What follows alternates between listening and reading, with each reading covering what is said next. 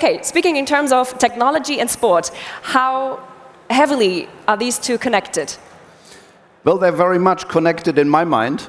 I personally feel that technology should never be provided just for the sake of technology, but really should have a purpose and should support the format, whether it's entertainment or sports, it doesn't matter, but it needs to go hand in hand. And that's what we're going to be seeing now. You enter the stage, it's all yours. So thank you. Have fun with Thomas. I understand there is a short trailer, right? Yes. Okay, let's start with that. We'll kickstart with that. I hope so. Here we go. Here we go. Have fun.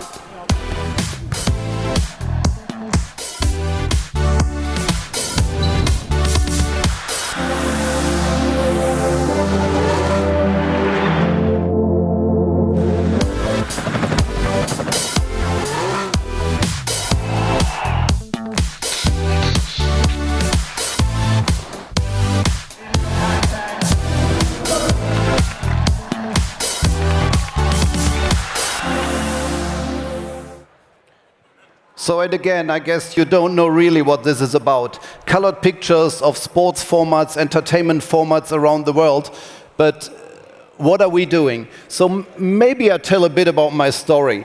You know, my company goes back 30 plus years, and I started right at school doing technology around light and sound equipment, like things you see here. But then shortly while after, I felt that, you know, I need to focus more on one little niche, and it was about really communications technology behind the stage. And that's where I found my personal business. But I always felt the technology alone is not enough. It should have a real purpose. And that's really what happened when technology people get together with sports people and think about their format. I mean, think of Formula One, and just for a moment imagine that Formula One wouldn't have technology outside the cars. You wouldn't be able to listen to the driver. You wouldn't be able to have communications among the teams. And really listening to that makes the sports interesting. And that's basically what we are all about. And I think the difference to other companies is that we have a holistic view on things. So it's not just about providing a piece of technology, but really always understand the format and go deeper in. And there's many examples for that. I remember in the 90s, we had a discussion with a ski federation, and it wasn't the German guys, so basically it was a neighbor country to Germany. And they said, you know, we have a challenge with the downhill ski guys and the coaches. Whenever we want to review basically the downhill performance, we take videos along the track, and then in the evening in the hotel room we review that, we look at that, and we see how we can perform better. But the problem was that the athletes couldn't remember really all the little details, and they said we need to have that quicker. So that was the moment when technology kicked in, and I said, but wait a minute, you know, you're filming anyway along the track, so basically the only point is you need to have the footage quicker. So what we did is we used some radio technology, put it in some backpacks. Basically we were hiding that because we didn't want to have other nations know about it and gain an advantage, because it's all about competition, right? So what we did is the video clip was not just recorded in the camera, but it was straight away sent down to the finish line. And when the athlete arrived there, they could basically look at the footage right away, and the athlete still felt the performance in his body.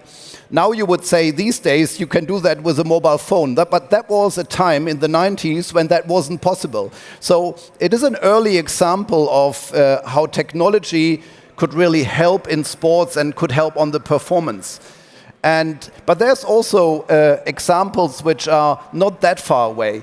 We all remember COVID, and around the COVID times it was very hard for media people and generally speaking for people get together.